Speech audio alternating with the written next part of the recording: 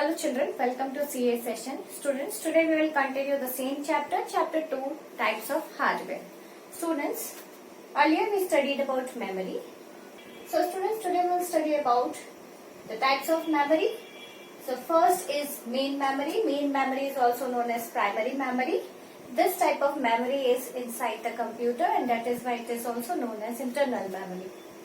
So main memory is of two types. Read-only memory. In short, it is also known as ROM, and random access memory, that is RAM. So here, read-only memory, ROM means in this the data can be stored once and it cannot be changed. That means once we have written it, we can read it as many times as possible, but we cannot change the data. So it contains a set of startup instructions.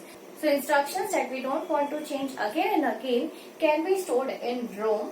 Okay, so mostly the startup instructions which is used to start the computer is stored in it, and its content remains stored even if the power is switched off. Okay, so when the power is turned off, then also the data remains in it. That means it is non-volatile in nature. Now random access memory. So it is just opposite of ROM. Here it can be read as well as it can be written also. That means we can change this type of memory. It is volatile in nature. Volatile means its content are lost when the power is turned off. Volatile means when we turn off the computer, the data inside the RAM will be lost. So now, because of this volatile nature and some more limitations, auxiliary memory was required. That means secondary memory was required. There were some limitations in RAM, and that is why we need secondary memory. So here the limitations of RAM was that the limited storage capacity. RAM has limited storage capacity. Like once we have started an application like preparing document in Microsoft Office Word, and at that time, like if we have not saved the document, until then that document will be inside the RAM. So, if you are working on any document and you have not saved the document, and unfortunately if the power is turned off, that means your file will be lost. You will not be able to get your data back. Now, volatile in nature. So, these two are limitations. Volatile is also same. When the computer is turned off, the data is lost. So, because of these limitations, we need secondary memory so that we can store data inside it permanently. And storage capacity, you know very well, nowadays in secondary memory is too much, like in GBs, TBs, etc. And in that we can store lots of data. So, students, as there was limitation in RAM, so to fulfill that limitation, there are storage devices. Storage devices have large capacity to store data. Okay, it can store large amount of data. So here we will discuss few examples which we are using in our daily life. Okay, examples of secondary storage devices. So first of all, floppy disk. Floppy disk we were using earlier, like when we were young, we used to submit projects in floppy disk. So this disk is actually made of flexible material. It is known as Mylar. Okay, and it is the oldest type of portable storage device, and nowadays it is not used a lot. And it stores up to 1.44 MBs of data only. Now, hard disk. Hard disk, you are very much familiar. It is fixed inside the CPU if it is internal. We can also have external hard disk. Okay, so it can store large amount of data.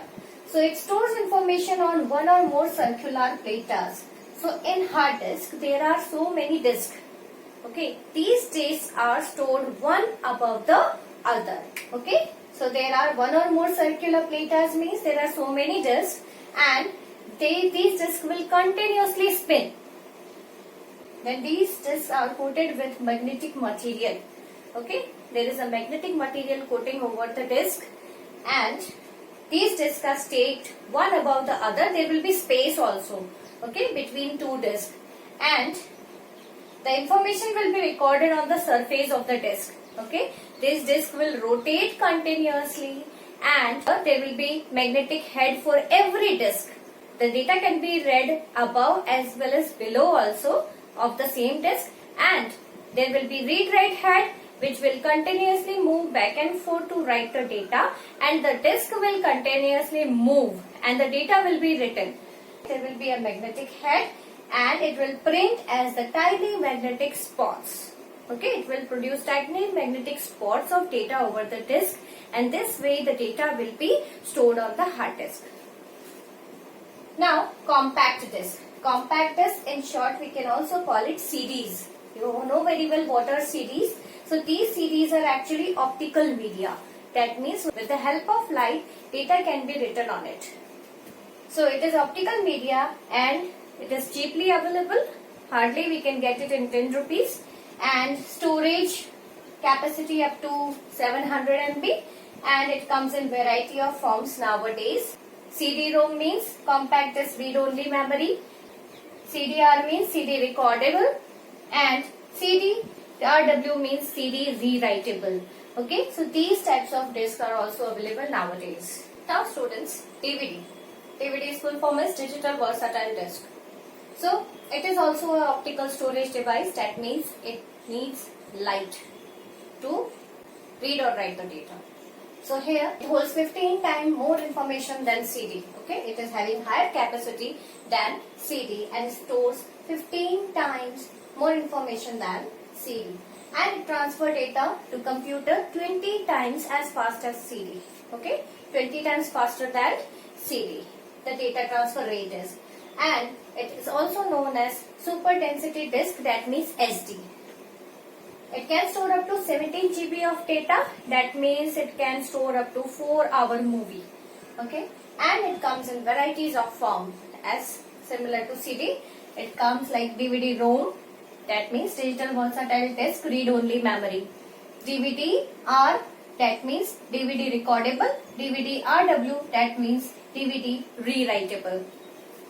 Now, pen thumb drives. You already know about pen drives.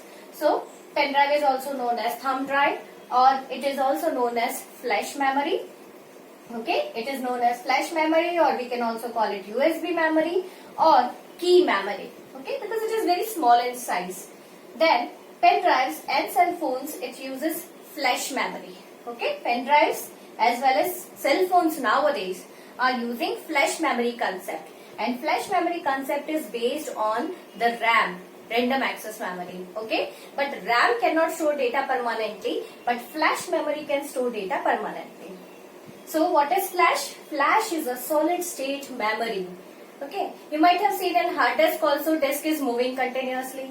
CD also moves, then only read write is possible, and DVD also moves, and then only read write is possible. But in flash memory, it is a solid state memory and no moving parts. Okay, the flash memory will not move at all. It will be fixed at a place. Unlike storage devices. In storage devices, you have seen that the disks are moving continuously, as well as it make use of laser. Okay, but flash memory does not move, as well as it does not require laser to copy, means read write the data. Now, it works in similar way as RAM. Okay, as I told you just now, flash memory is totally based on RAM. The flash memory works in a similar way as RAM works. Now, key difference is that data is retained in flash memory. Now, the main difference between RAM and flash memory is that the data will remain permanently in the flash memory, but in RAM, the data will be lost when the computer is turned off. Okay, but flash memory will be having the data even when the power is turned off. So students, only this much for today. Thank you. Have a nice day.